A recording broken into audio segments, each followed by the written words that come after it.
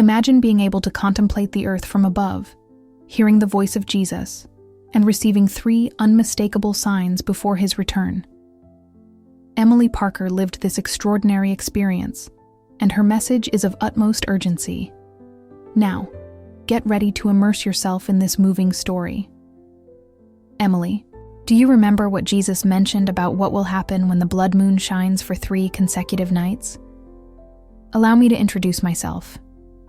I am Emily Parker. I am 45 years old, and I reside in Dallas, Texas. I hold the position of head nurse in one of the largest hospitals in the city. My life has always been marked by routine and the deep responsibility of caring for others. Since I was little, my parents instilled in me the respect for the Christian faith. Every Sunday, we attended church together, where we sang hymns and memorized Bible verses. However, as I grew older, that flame that once burned so brightly within me began to fade. Work, bills, deadlines, and raising my 2 children consumed almost every moment of my time and energy. More than 20 years have passed since I married Michael, and together we have built a life that, while stable, has become predictable. Faith had always been there, albeit in the background. Occasionally, I would raise a prayer and read a verse from the Bible here and there. However, my relationship with God felt distant, as if he were watching from afar. In the hospital, my dedication did not go unnoticed. My colleagues respected me for it. Organizing teams, attending to critical patients, and always being willing to extend my shift when necessary had become part of my daily routine. However, inside, I felt exhausted, empty, and often operated on autopilot. The weeks slipped by quickly, and the years piled up without me taking a moment to reflect on what really mattered. There was a part of me that was aware that I was trapped in a lukewarm zone, not cold enough to reject faith, but not hot enough to guide my steps clearly. And if someone had asked me if I was ready to meet Jesus, my answer would have been a hesitant "I think so." I had no idea that this question, which at that moment seemed so distant, was about to transform into the most pressing dilemma of my life. It was an ordinary Tuesday at the hospital. The night shift always presented its challenges, but I had already learned to deal with them. It was past 10 when I finished reviewing the team's notes and prepared to make one last round through the rooms. It was at that moment when a strange pressure took hold of my chest. It wasn't a common pain. It was a hot and suffocating wave that stole my breath away. I tried to lean on the nurse's desk, but the strength in my legs began to wane. A companion approached me and asked if I was okay. I remember trying to open my mouth to respond, but the words wouldn't come out. The hallway seemed to spin around me. The fluorescent lights blurred, and a deep buzzing filled my ears. I fell to the ground before I had the chance to ask for help. In the blink of an eye, a cold sweat ran down my body, and my vision blurred, as if someone had pulled a curtain to darken everything. The last thing I managed to see was the worried face of one of the doctors rushing towards me. After that, everything fell into a deep silence. There was no pain, no sounds, just an overwhelming calm.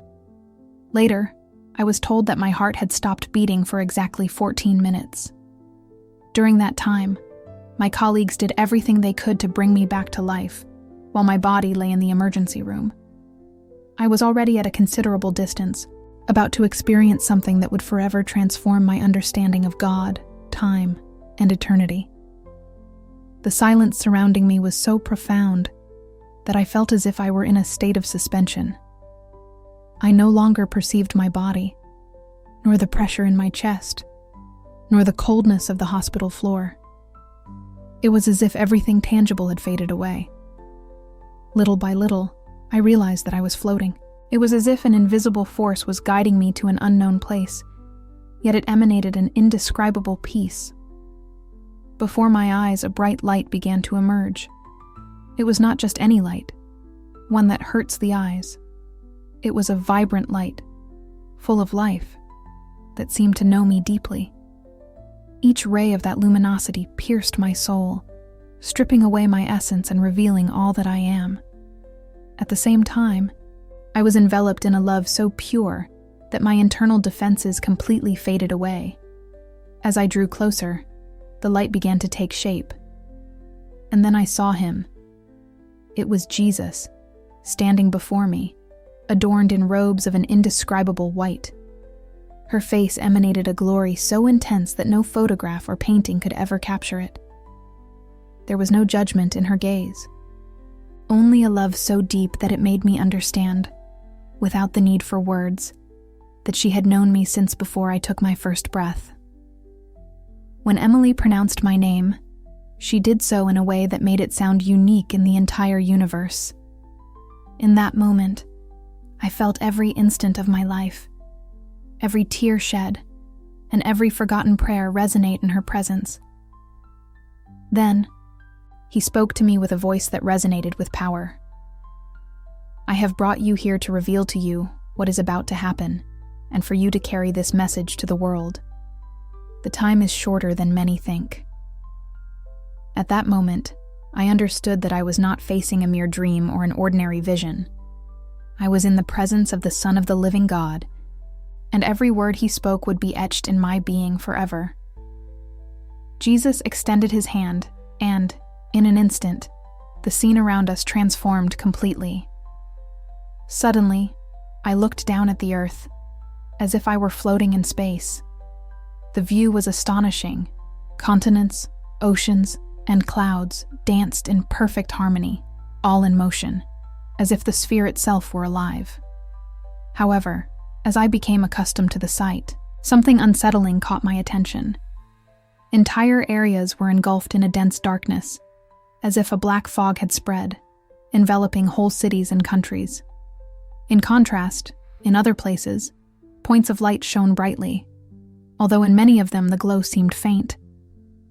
Like a candle about to be extinguished, Jesus pointed to various regions, and with a voice that combined love and sadness, exclaimed, "Look how the light has gone out in many places where it once shone brightly. The hearts of many have grown cold. There are churches filled with people, but empty of my essence. There are those who speak of me, but in reality, they do not know me." Their words resonate strongly, and so I continued. Before I return for those who are mine, the world will plunge even deeper into this darkness. The faith of many will be tested, and the love of many will grow cold. However, those who seek me sincerely will shine like torches in the darkness. As I spoke, the vision became increasingly intense. I observed families that used to come together in prayer, but now led distracted lives, caught up in work, entertainment, and the worries of this world. I observed religious leaders more concerned with popularity than with the truth. However, I also saw small groups gathered in homes, kneeling, crying, and crying out for a revival. Over them, a golden light shone brightly. I was aware that what I was being shown was not simply for me to contemplate, but to warn me. The world was not prepared, and time was running out. After revealing to me the spiritual condition of the planet, Jesus remained silent for a few seconds, as if giving me the opportunity to absorb the weight of what I had just witnessed. Then, with a serene voice but filled with authority, he said, "Emily, there are unmistakable signs that will announce my return, and the first will be evident to all. There will be no person on earth who will not be able to perceive it." The moment he uttered these words, the scene around us began to transform. I was standing on a hill, gazing at a night sky that unfolded before me with a clarity and starry brilliance I had never experienced. On the horizon, a full moon rose majestically, shining with an intense light. At first, its glow was the typical silver that we all know, but little by little, it began to transform into something extraordinary. First, an orange hue began to cover its surface. Then, as if it were submerged in vibrant ink, it completely transformed into a deep red, similar to freshly spilled blood. The most astonishing thing of all is that there was nothing in the atmosphere that could explain such a phenomenon. It was not an eclipse, nor was there dust or smoke in the air. The red that surrounded us seemed to emanate from within, as if the very light had metamorphosed. Jesus looked at me intently, and in a calm voice said, "This will happen in an unexpected moment. Neither astronomical calendars will be able to anticipate it, and science, no matter how hard it tries, will have no answers. It will arise suddenly, at a moment when people continue with their daily lives, convinced that tomorrow will be just like today." As I spoke, a new vision took hold of me. I saw families sitting who suddenly got up and ran to the windows, surprised by the unusual color of the sky. I saw children pointing with curiosity, elderly people crying, and young people capturing photos and videos. In different countries, journalists were striving to explain this puzzling phenomenon. Meanwhile, scientists were gathering at emergency conferences, presenting fragile hypotheses that were quickly discarded. Then, Jesus continued, "The blood moon will shine in the sky for 3 consecutive nights. This will be the first warning. It is not just a sign, it is a call. It is the moment when many hearts will begin to sense, although without fully understanding, that something monumental is about to happen." At that precise moment, I understood that what was about to happen would not simply be a celestial spectacle, but a direct intervention from God, a palpable manifestation for everyone, in such a way that no one could claim they had not been warned. I felt the weight of this sign, not as a mere curiosity of the universe, but as the final touch, just before the world's clock began its countdown. After Jesus revealed to me the blood moon and assured me that it would remain that way for 3 consecutive nights, as a first great warning, he fell silent for a moment. Her gaze was lost on the horizon, as if she were contemplating something that was yet to come. Then she turned to me and, with an intense look, said, "Trust me, Emily. In 40 days, when the moon regains its silvery glow, something extraordinary will happen. There will be a pouring out of my spirit over all the earth, an unprecedented event in history." Suddenly my perception transformed, and I found myself immersed in an extraordinary experience. I was simultaneously contemplating various corners of the planet. It was as if my vision had expanded, allowing me to encompass every corner of the world. In a modest village in Africa, I observed a group of children gathered under the shade of a tree. They were kneeling, praying with tears in their eyes, and their hands raised towards the sky in an act of deep devotion. They spoke with a conviction and a closeness to God that defied all logic. In the heart of a European city, a young man, famous for his rebellious attitude and mockery of faith, decided to climb onto a park bench. With a firm and determined voice, she proclaimed to the world that Jesus was real and that he had manifested to her in a dream. In the heart of the United States, an elderly woman woke up in the middle of the night, startled by a vivid vision of angels dancing in the air. At the same time, a resonating sound of trumpets filled the sky, creating a celestial atmosphere. As she contemplated these stunning scenes, Jesus continued speaking, his voice resonating with a clarity that seemed to transcend time and space. He told me that there would be no limits to this awakening.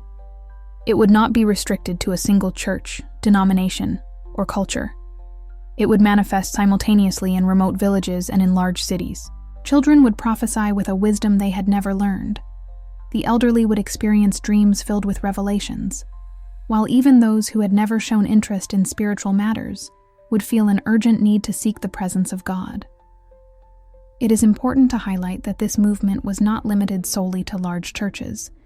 In fact, most of its activities took place outside of the pulpits. Large groups would form and gather in homes, schoolyards, public squares, hospital rooms, and even in parking lots.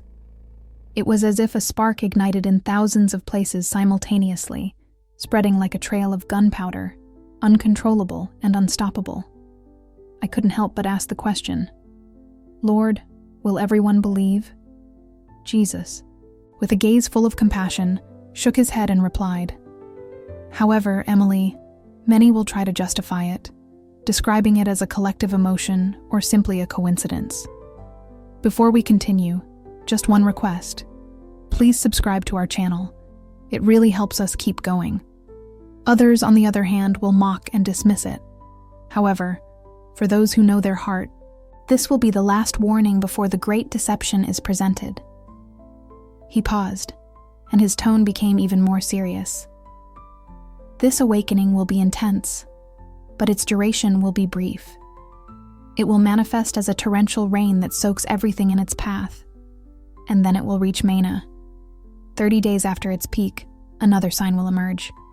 Before proceeding, just one request. Subscribe to the channel. That helps us a lot to continue, and this will be the most dangerous of all. Upon hearing those words, a chill ran through my entire being. I was aware that I was about to receive a revelation that would profoundly alter my understanding of the end times. The last words of Jesus, about a sign even more dangerous than the previous one, echoed in my mind with an unsettling intensity. My heart was pounding, and I knew I was about to hear something that would demand all my attention. He looked at me with deep seriousness, and in a firm voice, said to me, "Emily, 30 days after the great spiritual awakening reaches its peak, a man will appear who will be hailed as the solution to all of humanity's problems. However, it will not be something that comes from me." The vision transformed once again. Before my eyes, enormous stages appeared erected in various parts of the world, where crowds gathered. Some people, with tears in their eyes, reflected a deep emotion, while others vibrated with euphoria, caught up in the energy of the moment. At the heart of every event, there he was. A man whose presence was fascinating. Her face, an enigma in itself, could convey warmth and trust in an instant. However, at other moments, a subtle shadow would settle over her expression, revealing a dark nuance that made me recoil, uneasy. Jesus continued, "He will be a charismatic leader, endowed with intelligence and an exceptional ability to communicate. He will offer quick and effective solutions to economic crises, armed conflicts, and even the environmental problems that afflict us. Under its influence, political and religious leaders from various faiths will unite, forming a common front in search of significant change, proclaiming that humanity has finally found a path to peace. However, this peace will only be an illusion." As I spoke, I observed how newspapers, television channels, and social media exalted this man as if he were a true savior. Through Christian, Jewish, Muslim, Buddhist leaders, and many others from different religions, hands were shaken and joint statements were made in favor of global unity. There was an atmosphere of hope, as if history were about to enter a new era. However, Jesus allowed me to glimpse what lay hidden behind that impeccable facade, a fervent hatred for everything sacred. It was an absolute contempt for divine truth, accompanied by a power that did not emanate from heaven, but rather fed on darkness. Emily continued, "Even those who claim to follow me will be deceived, for this man will perform signs and wonders that will appear as miracles. He will heal the sick, speak of love, and use sweet words. But all of this will be a deception, designed to divert people from me. He will not come with a drawn sword, but with a captivating smile. Your most powerful weapon will be deception." With every word he spoke, the magnitude of what I witnessed intensified. I understood that it was not merely a political or religious event, but a crucial moment that would determine the course of everything. The whole world would be captivated by this man, and when they finally understood who he really was, it would already be too late for many. It was at that moment that Jesus spoke words that were etched in my memory. This would be the last warning before the moment that would transform history forever. "I will not allow my people to suffer what is to come." It was evident that he was referring to his return, and the countdown to that moment had already begun. While Jesus showed me the rise of the deceiver and the seduction that this would bring to the world, he remained silent for a few moments, as if he wished for me to absorb the magnitude of that revelation. Then he approached me. He looked directly into my eyes and, with a seriousness that penetrated deep into my being, pronounced each word as if it were a message directed exclusively to me. "Emily," he said, "what you just witnessed is not simply a warning for the world. It is a call to reflection, inviting each individual to examine their own heart. When I return, I will not seek only those who claim to believe in me, but those who truly live in a constant state of preparation to meet me." He paused and continued. "Many pronounce my name, but they live only for themselves. They attend church, know the scriptures, but lack true daily communion with me. There are those who only raise their prayers in times of need, while they settle into the superficiality of a faith that does not deepen. These run the risk of being left behind." As I spoke, a new vision unfolded before my eyes. I observed lines of people holding lamps, just like in the parable of the 10 virgins. They were all dressed neatly, preparing to receive the bridegroom. However, not all the lamps had enough oil. Some burned with an intense brightness, while others flickered on the verge of extinguishing. It was then that Jesus explained to me that the oil symbolizes the presence of the Holy Spirit in our lives. It represents a heart that gives itself completely. It is a love that does not cool in the face of adversity, always watchful, as if waiting for the return of a loved one. Its words surpassed any notion of mechanical religiosity, resonating with a depth that touches the soul. I understood that it was not about achieving human perfection, but about a genuine commitment. "Emily, the people who love me with all their hearts do not need to question whether they are ready. They know for sure, because they cannot imagine a single day without my presence by their side. They place me above their own plans and desires. They will hear the call of the trumpet and will be among those who will rise to meet me." My heart sank as I understood it. I knew that Jesus was not only referring to others, but also to me. I found myself in a moment of deep reflection about my own life. It was then that I realized that preparation was not something to be reserved for the future, but an urgent need that I had to address immediately. I felt that this was the fundamental message that everything around me was trying to convey. It is not enough to identify the signs. It is essential to be prepared for when they materialize. After revealing to me the importance of being ready, she explained that many would be in for a great surprise when experiencing a celebration. Jesus took a step towards me, and his presence was so powerful that I felt every beat of my heart resonating in harmony with his voice. "Emily," he said to me, "now you understand why I brought you here. It was not just for you to witness what is to come, but for you to become a witness. From the moment you return, this will be your mission, to share what you have seen and heard. Do it without fear, and without worrying about who will believe you." As I reflected on this, my mind drifted to my life in Dallas, to my work at the hospital, my family, and my friends. I imagined how they would react upon learning that I had seen Jesus and received revelations about the end of times. A deep concern overwhelmed me. I said, "Lord, what if they don't believe me? What if they mock me?" At that moment, Jesus smiled with a tenderness that dispelled all my insecurities. "Emily, do not be distressed by the outcome. Your mission is simply to obey, not to convince. There will be those who laugh and others who reject what you say. However, those who have been touched by my spirit will recognize the truth in your words. Always remember this: you will not be alone. In various parts of the world, there are people who receive similar revelations, and they do so together. Their voices will resonate like the sound of a trumpet, calling those who still have the chance to awaken."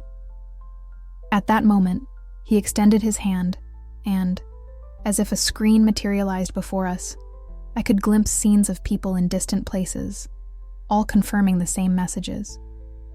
In a modest apartment in South America, a young woman immersed herself in the pages of her notebook, fervently capturing a dream that had captivated her. A world filled with trumpets resonating in the air. Meanwhile, in a remote village in Asia, an elderly man gathered with his neighbors, sharing the extraordinary vision he had of a celestial banquet, where abundance and joy intertwined in a feast of light and hope. In a home in the United States, a mother gathered with her children to pray. As they did so, a flash of light illuminated the sky, capturing their attention. It was then that Jesus concluded, "These messages do not come by chance. It is the final call for my people to be prepared. And you, Emily, are part of that call. When I return, rest assured that every word I speak could be the spark that saves a soul for eternity." At that moment, I understood that my life would never be the same again.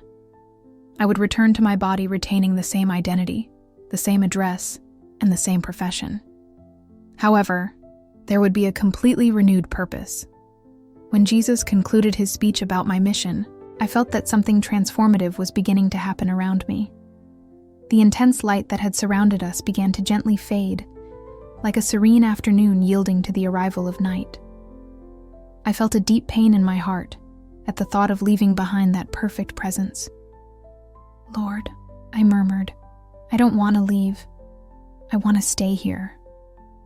He placed his hands on my shoulders and, with a look that combined firmness and tenderness, replied to me, "Emily, everything has its moment. Your time here has not yet come.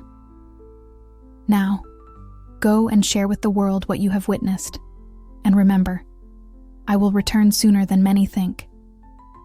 In an instant, the physical reality came back with a force. The sensation was similar to falling from a great height, and suddenly, an overwhelming weight settled upon me. I heard restless voices, the buzzing of machines, and felt hands caressing my face.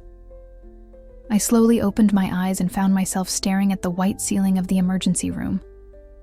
A nurse, who was also my co-worker, took my hand with tears in her eyes and exclaimed, "You're back." I felt that my body was completely exhausted, and the pain in my chest was overwhelming. However, what impressed me the most was not the physical pain. It was the intense urgency that burned in my spirit. I was aware that I had been dead for exactly 14 minutes, and every second of that time I had dedicated to receiving something that I could not overlook. In the days that followed, while I was still in the hospital, I began to gradually recount what had happened. Some listened attentively, absorbed in every word. Others, on the other hand, looked at me with suspicion, and there were those who tried to justify my experience as a mere hallucination caused by lack of oxygen. However, no opinion could diminish the certainty that resided in my heart. I had seen Jesus, and he had entrusted me with a message that I now share with you. When the blood moon appears and remains in the sky for 3 nights, know that time is running out. 40 days later, a great spiritual awakening will descend upon us like a torrential rain. 30 days after the peak of this movement, the deceiver will arise, who will unite the world under promises of peace, but whose true nature is deception. After all, Jesus will return for those who are prepared. If you hear this story today, do not harden your heart. Preparation begins at this moment. It is not about following a religion. It is about establishing a relationship with the one who died and rose again to offer you eternal life. If he were to appear at this moment, would you be ready to receive him? I am Emily Parker, the same woman who fainted in the hallway of a hospital in Dallas, but who returned to share with us that Jesus is real, that he will return, and that time is shorter than we think. I tell you with all my being, get ready. What an extraordinary and transformative testimony this is. The Bible warns us in Matthew chapter 24, verse 42. Therefore stay alert, for you do not know on what day your Lord will come. Thank you very much, Emily, for sharing such a profound and hope-filled experience. To all who have made it this far, may the blessings of the Lord fill your lives with peace and purpose. Stay vigilant, always live prepared, and we will meet in the next video.